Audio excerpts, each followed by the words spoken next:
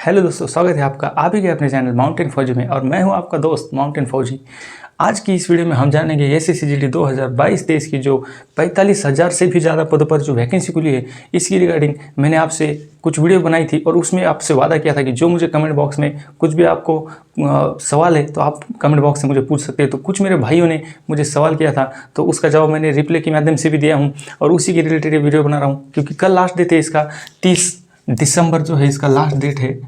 तो इस पर आपको पहले बताया था कि इस पर ध्यान दीजिए। और आपको जॉब प्रोफाइल आपका क्या, इस फोर्सों का क्या है, आपको क्या किस रिगार्डिंग आपको इसको रेफरेंस देना चाहिए, as a salary, as a risk. अगर आपको फौजी बनना है, बिल्कुल आपको वर्दी मतलब बम भी फाड़ने आपको मतलब, तो कौन सी फोर्स आपको होने वाली है बेस्ट, तो इसी के रिगार्डिंग ये वीडियो है। तो पूरा वीडियो देखिए। अगर चैनल पर नहीं है तो चैनल को लाइक और सब्सक्राइब कर दीजिएगा। तो फटाफट से बात करते हैं कि आपको मैंने बताया था कि एसएसएफ जो है ये अगर आपको फैमिली देखना है, सैलरी देखना है और साथ साथ रिस्क फ्री भी रहना है तो आपके लिए हो सकती है एसएसएफ, एनसीबी और सीआईएसएफ। भाई आप चाहे घर में रहो चाहे कहीं भी रहो, आप अगर परेशान रहोगे ना तो आप हर जगह परेशान रहोगे।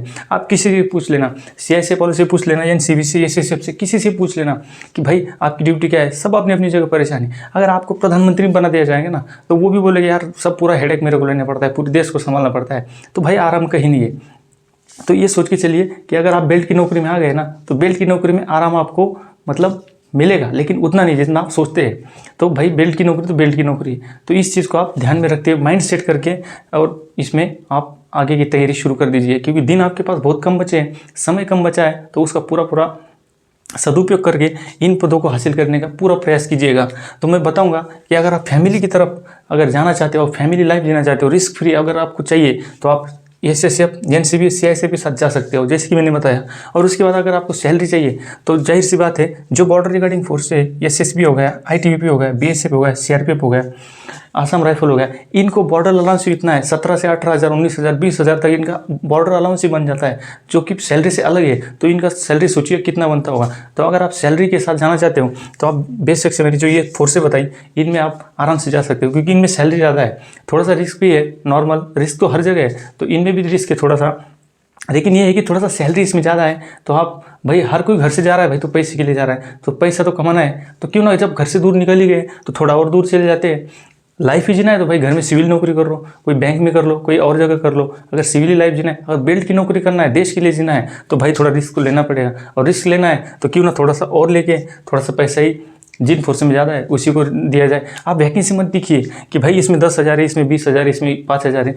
उससे वो सब मायने नहीं रखता, आपकी चॉइस मायने रखती है। आपने जो चॉइस भर दी ना, अगर आपका मेरिट में कितना ही नंबर क्यों ना हो, अगर आपने शुरू में आसाम राइफल भरी है तो आपको आसाम राइफल मिलेगी, क्योंकि आपकी चॉइस वो भरी है आपने। अगर आपको बेल्ट की नौकरी में अगर आपको मतलब बिल्कुल आर्मी वाली फीलिंग आना चाहिए तो आप आसाम राइफल के साथ, आईटीबीपी, बीएसएफ के साथ जा सकते हैं, क्योंकि इनका बॉर्डर के साथ जो इनका ड्यूटी है सब आर्मी रिलेटेड है। आपको आर्मी के साथ भी ड्यूटी करने का मौका मिलेगा। तो ये बिल्कुल उस टाइप में आता है कि एकदम आपको लड़ाई लड़ना है भाई, बम ही फोड़ना है। जैसे चाइना में अभी फेसअप हुआ था तो आईटीबीपी उसमें बढ़ चढ़ कर बिल्कुल फ्रंट में था।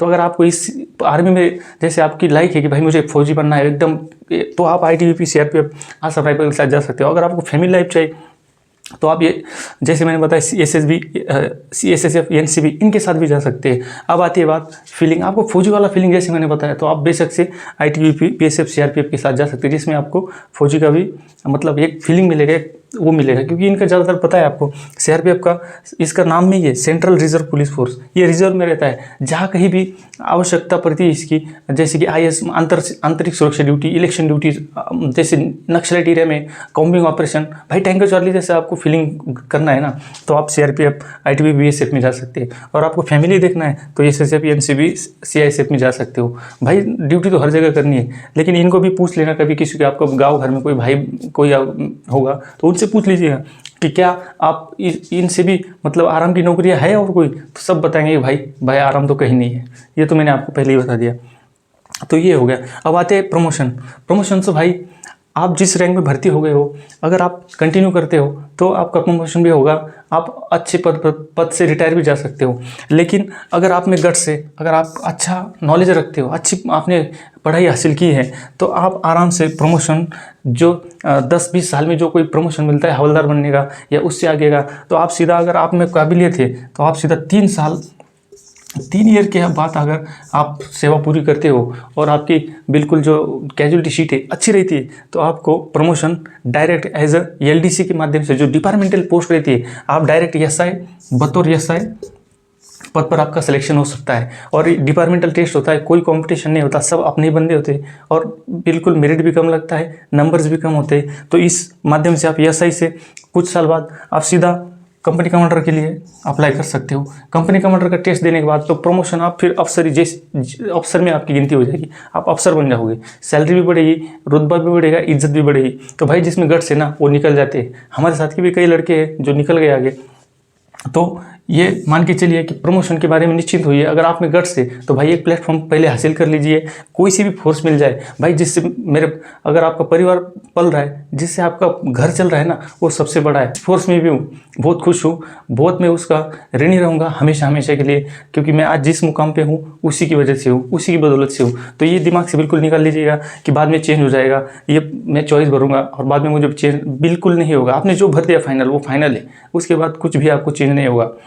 अगर आपने ट्रेनिंग कर लिया और ट्रेनिंग के बाद अगर आप ख्याल आता है कि मैं इसको छोड़ूंगा, तो ऐसी गलती मत करना, क्योंकि उसके बाद आपको ट्रेनिंग का जो सरकार ने खर्च किया है आपके ऊपर, वो पूरा खर्चा वसूला जाएगा।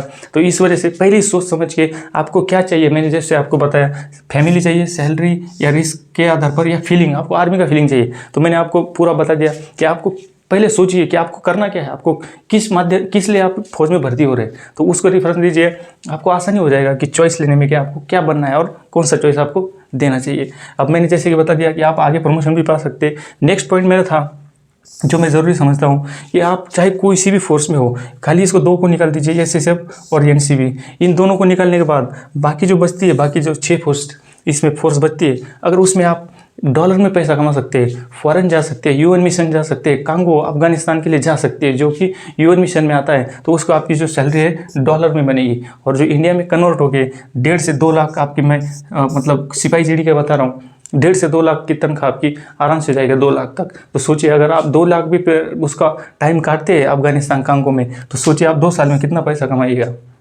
ये सबसे ध्यान में रखने वाली बात है। अगर पैसा ही कमाना है तो इन फोर्स में भी सबसे ज़्यादा सैलरी इसी में बनता है। इस बात को ध्यान में रखते हुए आराम से चॉइस भरना है। ध्यान रखना है कि हमको पहले हमारी चॉइस क्या है, हमारी मांग क्या है, उस आधार पर सेलेक्ट करके फिर आप चॉइस भरिएगा, ताकि आपको बाद में पछताना ना पड़े कि यार मैंने ये भरा था, फिर मेरी गलती हुई, अब मैं चेंज करना चाहता हूँ। तो चेंज नहीं होगा, पहले से ही ध्यान दीजिएगा इस बात पे और मन लगा के पढ़ाई करिएगा।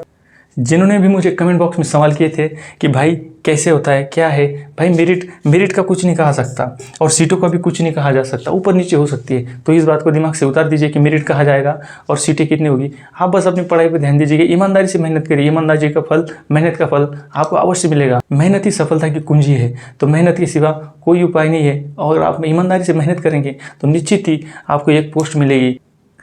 तो ये थी पूरी डिटेल वीडियो जो मैंने दोबारा से सोचा था कि जो मेरे को कमेंट आए थे कि मैंने आपसे वादा भी किया था कि जो कमेंट किए जाएंगे मैं उसका जवाब चाहे देने का कोशिश करूंगा, चाहे मैं अपना टाइम निकाल के, ड्यूटी से टाइम निकाल के ही दूं, लेकिन मैं पूरा आपको वादा किया था तो वो वादा मैंने निभाया है। आपकी जो भी उसके बाद भी जो आपकी आशंकाएँ थी उसको दूर करने की कोशिश की है कि आपका सिलेक्शन, आपको किस आधार पर सिलेक्शन करना है, क्या आपका वो होना चाहिए, प्रमोशंस किस तरह से मिलता है, कहाँ तक आप जा सकते हो, अगर आपको डॉलर यूएन मिशन में पैसा कमाना है तो वो भी है, अगर आपको बेल्ट का नौकरी चाहिए, फौजी वाला फीलिंग चाहिए, आपको मतलब एकदम लड़ाई बम ये सब चाहिए तो आप किस में जा सकते हो, अगर आपको फैमिली लाइफ चाहिए तो आपको क्या सेलेक्ट करना है, ये पूरा बताने का कोशिश मैंने इस वीडियो में किया है। अगर वीडियो अच्छी लगी तो लाइक और सब्सक्राइब जरूर करिएगा। जय हिंद।